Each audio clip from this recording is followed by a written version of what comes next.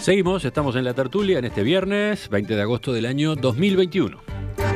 Inaugurando la era híbrida de las mesas en día viernes también. Nos acompañan acá en estudios Marcia Collazo y Alejandro Aval. En sus casas, a distancia, Juan Grompone y Gonzalo Pérez del Castillo. El 13 de agosto de 1961, hace 60 años, se inició la construcción de uno de los muros más famosos del mundo, el muro de Berlín. Ese límite, de 155 kilómetros de largo, fue establecido por el régimen comunista que controlaba la República Democrática Alemana o Alemania del Este. Hasta que se creó esa barrera, la circulación era libre entre las zonas occidental y oriental de la capital alemana. El muro de Berlín sería con el correr de los años el símbolo de la cortina de hierro que dividía en dos al mundo durante la Guerra Fría. Unas 140 personas morirían tratando de cruzarlo. 28 años se mantuvo el pie del muro, cayó en 1989, en una noche también cargada de simbolismo que dejó imágenes que quedarían para la historia. El viernes pasado, durante la conmemoración del aniversario, el actual presidente alemán llamó a los ciudadanos del país a no olvidar aquel periodo. Alejandro, tú proponías este tema, empezamos contigo. Bueno, en realidad lo propusimos varios. Pero démoste el crédito. Bueno, muchas gracias. Cuando yo tenía 12 años, junto con un hermano que tú conoces, mi hermano mayor. ¿Quique? Sí, acompañados por papá y mamá, naturalmente, que eran los que nos llevaban, fuimos a Europa. Y bueno, papá quería, entre otras cosas, visitar Alemania, naturalmente. El centro de la tecnología, papá estaba muy asociado a eso. Y bueno, la idea estaba tratar de hacer un viaje hasta Berlín, en avión, ¿no? Desde algún lugar de Europa. Aclaremos que cuando habla del padre dice muy asociado a la tecnología, está hablando de los estudios Sondor, en fin, ¿no? Sí, bueno, entre otras cosas. Entre sí. otras cosas, dale. Bueno, pero ¿qué pasó? Era septiembre, cuando llegamos a Alemania, era septiembre del año 61. Y claro, llegamos hasta Friburgo, pero no pudimos ir más de ese ahí porque papá dijo, de ninguna manera vamos a ir a Berlín, que están, bueno, con todo este lío del muro y todas las enormes discusiones que había entre el mundo occidental y el mundo soviético, a tal punto que además se hablaba de una posible guerra atómica. Una tensión enorme reflejada en conversaciones durísimas entre Khrushchev y Kennedy, y John Fitzgerald Kennedy.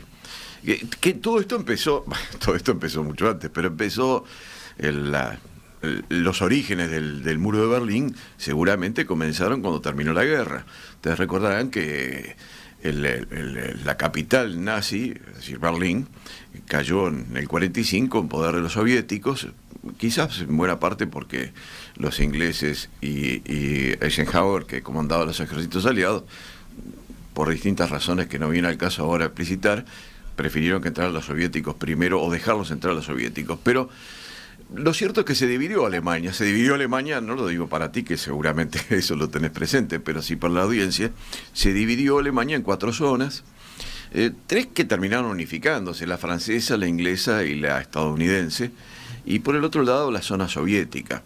Y en el medio de lo que le correspondía a la zona soviética quedó la capital de Alemania anterior a la guerra, es decir, y durante la guerra, es decir, Berlín.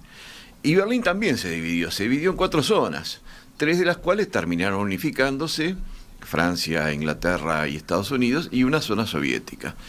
Bueno, pero ¿qué fue lo que pasó? Bueno, vinieron unas enormes épocas de tensión, la Guerra Fría se fue acentuando, por un lado el mundo soviético, por otro lado lo que llamaríamos el mundo occidental, o de Europa occidental y Estados Unidos, y se fue agravando con tensiones enormes que llegaron incluso a suponer un conflicto atómico. Y no me estoy refiriendo al lío de los misiles de Cuba, que eso fue un año después. Estoy hablando del año 61. Es muy difícil resumir en un minuto lo que fue la tensión que se vivió en esa época, pero fue enorme. Y en medio de eso resulta que además Alemania Oriental se dio cuenta, el gobierno de Alemania Oriental, de que la gente se estaba escapando de Alemania Oriental hacia otros países, hacia los países europeos. Y la manera más fácil de escaparse era ir desde Berlín Oriental a Berlín Occidental. Una fuga increíble de personas que, según se dice, era más o menos entre 3 y 4 millones de personas, se fugaron de Alemania Oriental hacia Alemania Occidental antes de que se construyera el muro. Y ahí se construyó el muro. Una cosa impresionante, terrible, el símbolo físico de la cortina de hierro. Sí. Pero además, con lo dramático que tuvo el hecho de que el muro tuviera un día concreto, ¿no? Un día concreto, un inicio concreto, y eso implicó que hasta por casualidad, por cuestión de horas o de minutos, hubo familias que quedaron separadas, etcétera, ¿no? Y separadas por decenios a veces. Porque a partir de ese momento, el muro era una cosa increíble, ¿no? La idea del muro de Trump entre Estados Unidos y México era un juego de niños al lado de lo que fue el muro de Berlín. Una cosa impresionante.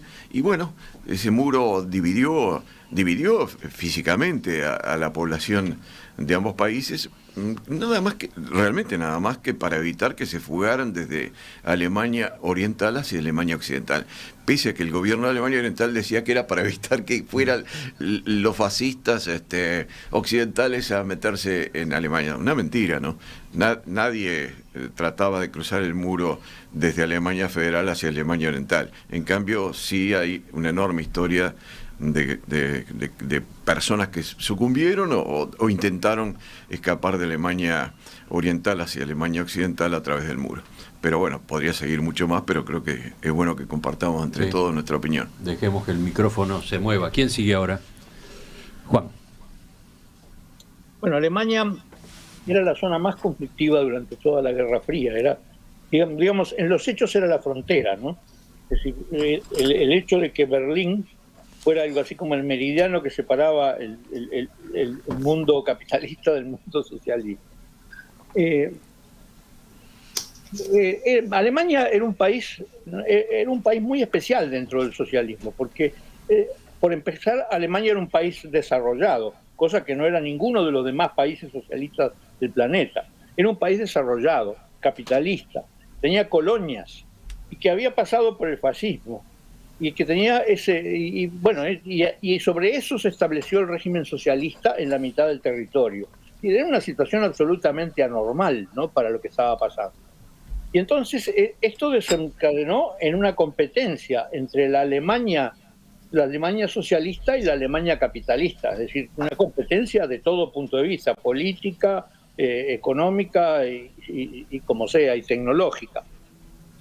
Porque en los hechos Alemania era la vanguardia de todo el bloque socialista, es decir, porque era un país extraordinariamente desarrollado, era muchísimo más desarrollado que Rusia, y ni que hablar que Polonia o que el resto de Hungría, ¿no? Es decir, de modo que tenía una situación muy particular. Y entonces era para los dos bandos, digamos, para los dos bandos, Alemania era un emblema era el lugar donde ocurría la competencia, ¿no? Bueno, era la frontera entre el capitalismo liberal y el capitalismo autoritario, es decir, porque vamos a decir una vez más, el socialismo no era otra cosa que un capitalismo autoritario. El muro era para evitar la conexión de estos dos mundos. La gente, el dinero, los espías, los productos, lo que fuera, es decir, todo eso se impedía. Inclusive hay decenas de películas de acciones de espías donde pasan en Berlín, porque era el punto de contacto, el lugar donde pasaban los espías de un lado para otro. Bueno, todos estos países socialistas se intentaron aislar como pudieron, ¿no?, de distinta manera. El problema es que Alemania tenía cientos o miles de kilómetros de frontera seca con el capitalismo. Bueno, entonces eso fue lo que llevó a construir este muro, que fue tan inútil como fue el propio socialismo real, ¿no? Es decir, fue absolutamente inútil y un fracaso total. Inútil.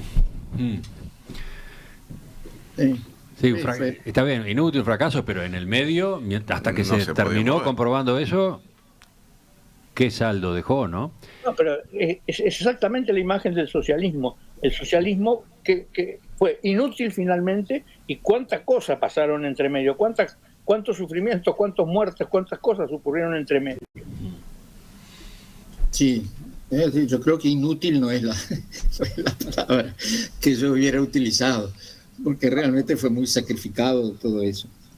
De todas maneras, a mí me da la sensación que la construcción de un muro para separar es siempre un fracaso. Es el fracaso de la razón, es el fracaso del diálogo. Cuando tú construís un muro es porque realmente te quedaste sin argumentos.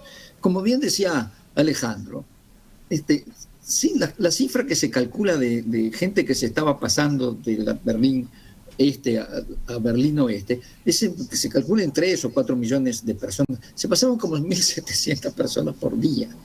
Entonces, es una cosa absolutamente insólita, ¿no? Porque además está el tema de cuál era la ideología económica, pero no se puede esconder de que también estaban las Stasi, los servicios de inteligencia, que eran de los más crueles y terribles que tuvo todo el bloque de la Unión Soviética. Famosa la Stasi por cómo controlaba a esos pobres ciudadanos alemanes. Ahora, para dar una nota de alegría en todo esto, cuando el muro de Berlín cayó en 1989, yo estaba en Bolivia y tenía un colega de Naciones Unidas que era alemán, y él se fue a visitar, porque él era de esa zona. Y se fue a visitar y volvió a Bolivia. Y le pregunté, bueno, ¿y qué está pasando? Y él me dijo, están todos furiosos, están todos protestando, y protestan, y protestan, y trabajan, y trabajan, y trabajan, y protestan, y trabajan, y protestan. Y al cabo de un año, estos dos países que fueron quebrados de esa forma, se volvieron a juntar y volvieron a ser el país más importante de Europa, ¿no? Nosotros que tenemos tantas dificultades en tratar de llegar a acuerdos mínimos para que el Mercosur tenga algún significado en el mundo.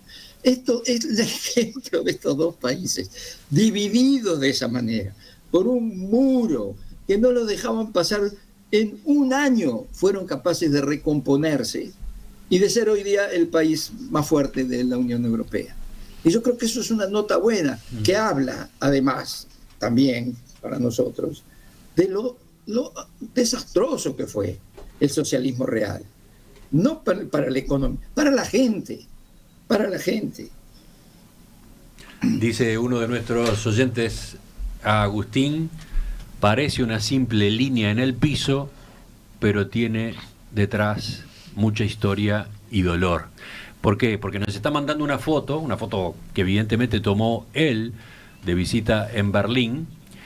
Esa foto que ahora estamos poniendo en pantalla, esa foto en la que se ven sus piernas, digamos, sus pantalones con jeans, sus championes rojos y blancos, un pie a cada lado de la huella del muro, ¿no? De lo que hoy en esa ciudad, en Berlín, se puede observar de lo que era en su momento la línea, el espacio que ocupaba el muro. El muro está marcado hoy en Berlín, el muro se puede recorrer, se puede ver, mejor dicho, se puede ver en el piso, ¿no? ¿Cuál era su recorrido, ¿no? ¿Hay algún lugar que donde está el muro Sí, existente todavía? Y hay restos de muro. Eran 150 kilómetros casi. Y ahí está, incluso en el lugar donde él se colocó para la foto hay una de esas placas de bronce que indican eso, ¿no? Indican el muro de Berlín y indica el periodo durante el cual existió. Marcia. Bueno, yo estaba pensando en todo esto que estaban diciendo. Viste que hubo mucha gente que llevó pedacitos del muro como recuerdo. Yo tengo un pedacito del muro. Por eso creo que compré y que quiero creer que es un pedacito del muro, pero bueno. También está eso. Está hecho en China. Pero evidentemente creo yo que millones y millones de fragmentos, de guijarros del muro han recorrido el mundo. Pero en realidad yo a lo que voy es, así como Eric Hobsbawm, el gran historiador inglés, dice que no hubo dos guerras mundiales, hubo una gran guerra mediada por el mundo entre dos guerras, que no fue más que un periodo dentro de esa gran guerra. Yo creo que también la Guerra Fría, en buena medida, formó parte de esa gran guerra.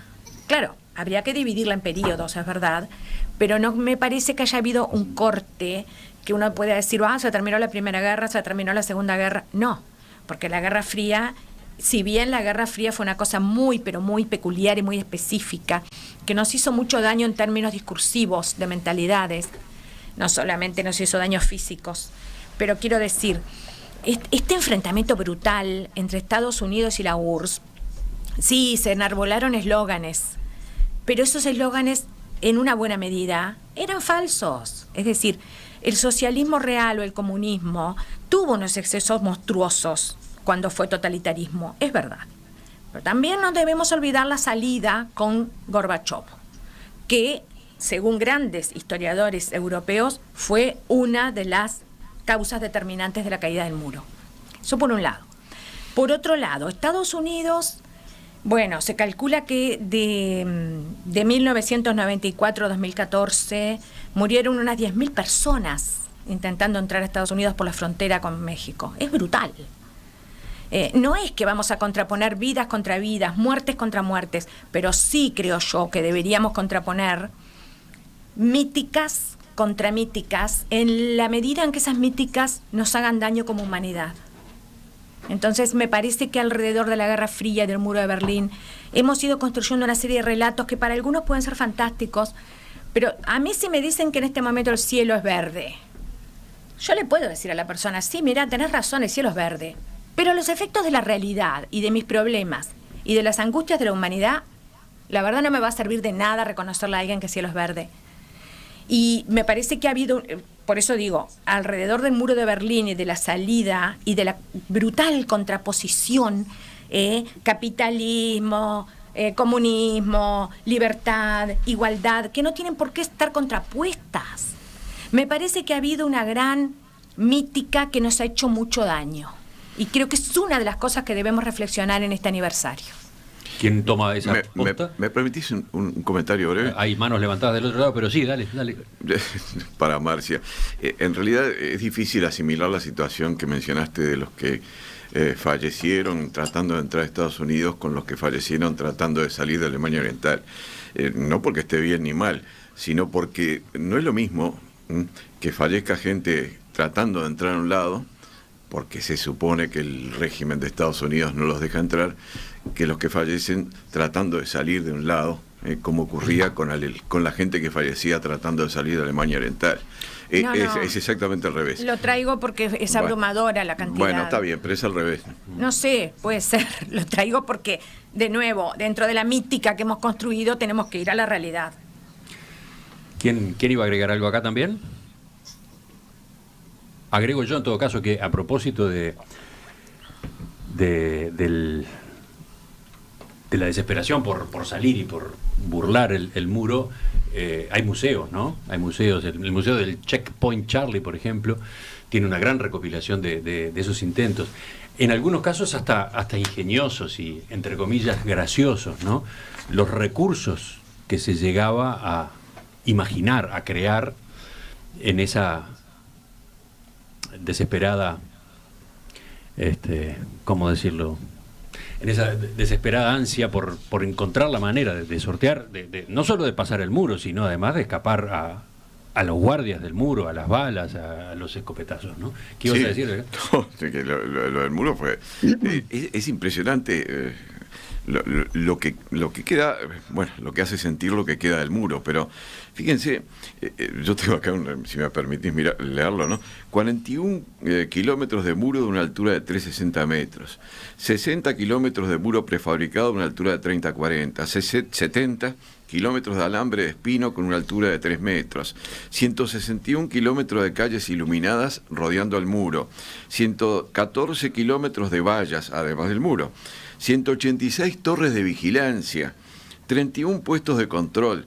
Es una cosa increíble, y todo además mezclado con perros amaestrados que estaban recorriendo toda la zona, con guardias armados que disparaban a lo primero, con bombas que se colocaban, bueno, no es la palabra bombas, pero con artefactos explosivos que estaban colocados en el muro del lado de Alemania Oriental para que los que trataban de escalar no pudieran llegar ni siquiera a la parte de arriba del muro. La parte de arriba del muro redondeada para que nadie se pudiera agarrar. Una cosa increíble, realmente increíble. Yo comprendo que eso no puede tomarse nada más que como un resultado de una guerra fría terrible, pero bueno, de todas maneras es que es una cosa escalofriante, realmente escalofriante. Y como decía Gonzalo, al año de caer el muro, gracias a Gorbachev y todo, porque en realidad fue en buena parte por eso, al año resulta que Alemania, con una historia de 30 años súper dividida, se vuelve a unificar en un único país que es la potencia europea número 1. Dice Rodrigo, a propósito del mensaje de Agustín, ese que venía con la foto de él por arriba de la línea de lo que fue el muro hoy en Berlín, dice, la huella del muro se dice que es una cicatriz. Esa huella, ¿no? Sí. Ese trayecto en el piso, una cicatriz. Y yo agrego que hay otra manera de recorrer esa huella, recorrer esa cicatriz. Uno de los museos, porque hay varios sobre el muro, tiene el recurso de que es como una especie de túnel, digamos, donde uno tiene a la izquierda lo que estaba ocurriendo en uno de los lados de Berlín y a la derecha lo que estaba ocurriendo del otro a lo largo del tiempo, ¿no? Es un paralelismo que muestra cómo era la vida de un lado y del otro, cómo eran las costumbres, cómo era la tecnología, cómo era la edificación, bueno, y hechos que ocurrieron de un lado y del otro. Y uno va caminando a lo largo de ese pasillo, que además es sinuoso, da 20 vueltas, y tiene ese panorama doble, ¿no? Tú sabes que uno de los símbolos que a mí siempre me resultaron más fáciles para identificar lo que se debía de un lado y del otro eran los autos. Los autitos que tenían de la Alemania Oriental, que eran horribles, y del otro lado andaban en unos autos fantásticos hechos en una Alemania occidental muy potente. Bueno, la verdad que eso fue quizás uno de los, no los autos, sino lo que tú describías, esas diferencias notables en los modos de vida, lo que llevó a que, bueno, el muro terminara francamente cayendo solo, porque dicen que además, cuentan, que ese día de noviembre del año 89 en que cayó el muro propiamente, simplemente la gente se tiró encima del muro y los guardias no tuvieron más remedio que dejarlos pasar sin ningún tipo de Y además de otra cosa, otro colofón interesantísimo, es que los alemanes se las arreglaron por sí mismos, como siempre lo habían hecho por otra parte, porque recordemos que Alemania ya había sido bastante escarnecida, por decir así, como pueblo después de la Primera Guerra. Y después de la Segunda Guerra fue terrible todo lo que pasó, Ese reparto de Alemania fue terrible. Y bueno, ahí hubo dos grandes acuerdos en realidad. Uno fue el de Potsdam, otro fue el de Yalta, que se le repartieron como un damero. Sobre todo el de Yalta. Sí, pero además sordideces y mezquindades terribles entre los cuatro que se le repartían, que eran Gran Bretaña, Francia, Inglaterra, Gran Bretaña, Francia, Estados Unidos y la URSS. Mezquindades terribles entre ellos mismos, peleándose por despojos y migajas de aquella Alemania. Salvo la oposición en el último caso en buena parte de Churchill, pero bueno. Bueno, pero yo lo que voy es que al fin de cuentas, encima de todo, ironía de las ironías, esa Guerra Fría, también muy mezquina entre Estados Unidos y la URSS, no fue al fin la resultante que dio paso a la caída del muro. Fueron los propios alemanes, fueron las propias familias divididas y fue esa gran y poderosa identidad alemana que no era del siglo XX ni del XIX, que era mucho más anterior y descansaba en una filosofía, mirá, un día hablaremos de eso, una filosofía poderosísima con raíces en la historia alemana. Bueno, Angela Merkel viene de Alemania Oriental, ¿no? Sí, por eso habría que preguntarles a los alemanes qué opinan hoy ellos de todo esto. Vamos completando. Creo que se te va la hora, Marcia, ¿no? Sí, a mí se me va la hora, así que yo me voy despidiendo formalmente. Marcia tiene otro compromiso. La despedimos desde ya para que no se sienta apurada. Juan, ¿qué decías? Yo lo que quería decir es que la historia no es aprendida por los humanos, ¿no? Es decir, porque el primer gran muro que se construyó no sirvió para nada, que fue la muralla china. La muralla china, que se construyó gigantesca para frenar la entrada de los salvajes del otro lado, terminó no sirviendo. Es decir, China finalmente fue invadida. Pero el Imperio Romano construyó dos tipos de muros. Construyó un muro, el muro Adriano, para evitar que los escoceses... Sí, en Gran Bretaña. En Gran Bretaña, y construyó el Limes, que era una muralla que iba del Danubio al Rin, para evitar que los bárbaros invadieran el Imperio Romano. Tampoco sirvió para nada. Es decir, la historia muestra una y otra vez que los muros construidos por razones de tipo de separar dos naciones en conflicto no sirven. Gonzalo. No, yo iba a decir algo sobre Gorbachev, pero se fue, porque me pareció que ella tenía que se fue Marcia. No, todavía no se fue, te está escuchando. Hacia Gorbachev, y yo creo que Gorbachev fue una persona providencial. Si Reagan y Bush hubieran sabido aprovechar a Gorbachev, yo creo que el mundo hoy día sería muy distinto y se hubieran desarmado todos los ojivas nucleares, miles de cosas que Gorbachev propuso y que no le fueron aceptadas. Y al final terminaron arrinconándolo y Gorbachev se tuvo que ir y Rusia se convirtió en lo que se convirtió. Yo creo que Gorbachev fue un gran líder mundial y creo que le debemos muchísimo. Marcia, ¿de eso decías algo? No, estoy de acuerdo, sí. Pero que vuelvo a repetir, creo que deberíamos averiguar un poquito más sobre lo que hoy piensan los alemanes de sí mismos y de la Guerra Fría y nos vamos a llevar más de una sorpresa. Acá podemos abrir un capítulo recomendaciones de cine a propósito de El Muro de Berlín. Los oyentes dirán, los tertulianos dirán, pero hay una que ya varios oyentes han planteado como sugerencia, que es la película Goodbye Lenin, ¿no? Goodbye Lenin. Búsquenla si todavía no la han visto. Desde que Alejandro entró al estudio, hoy, por primera vez después de meses y meses y meses... Año y medio, está distraído con el cuadro que nos acompaña esta semana en el ciclo Arte UI en perspectiva. Amanecer en una ciudad, que yo tengo a mis espaldas, que ahora se está viendo en la emisión en video. ¿Te impresionó, no? ¿Qué pasó?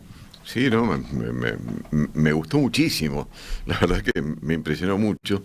Además, le comentaba además a Emiliano que el rostro de la niña o la señorita se parece mucho al rostro de una sobrina mía. Bueno, en fin, de todas maneras el cuadro me gustó muchísimo. Y te intrigaba dónde está esa habitación, ¿no? Sí, de qué lugar es, de la Plaza de Independencia, porque se ve, por supuesto que por intención específica del autor del cuadro, se ve una torreta del Palacio Salvo, o sea que eso es en la Plaza de Independencia. Y resulta que no es en la Plaza de Independencia. Al diablo, es al costado. ¿Dónde es? Estuvimos discutiendo eso con los oyentes estos días. Bueno, en la propia cuenta de Instagram de En Perspectiva también apareció ese debate. No, digamos, esa habitación corresponde a un edificio ubicado cerca de la Plaza Independencia, pero no en la Plaza Independencia. No voy a develar el misterio absolutamente. Lo aclaró el autor, Diego Piris, cuando estuvo este miércoles conversando con Fernando Medina a las 12:30, en esas entrevistas que siempre hacemos con el autor de la semana. Va a haber que buscar en Instagram entonces a Piris hablando de... Pero la grabación en audio y video está en la web, ustedes pueden ir a escucharla. Es muy interesante la entrevista por otro lado, pero en particular reveló cuál es el punto de vista, desde dónde está hecho. Tú sabes que si uno lo mira así de golpe parece que fuera la ventana esta de tu propia oficina. El edificio es esa parte como... No, lo que sale horizontal no es... Claro, el azotea, la parte superior de un edificio que se ve por debajo del Palacio Salvo, ¿qué sería? Eso te da la pauta. Hay que mirar para allá. El Palacio Esteve, quizás, o no creo, ¿no? Eso detrás de la es torre muy moderno, ejecutiva, quizás. Es el propio taller de Diego, el lugar, pero bueno, les recomiendo esa entrevista y también la explicación de por qué, porque obviamente esta imagen hace acordar a otro cuadro famoso de Edward Hopper. ¿Por qué? ¿Qué tipo de guiños hace Diego en esta serie de obras?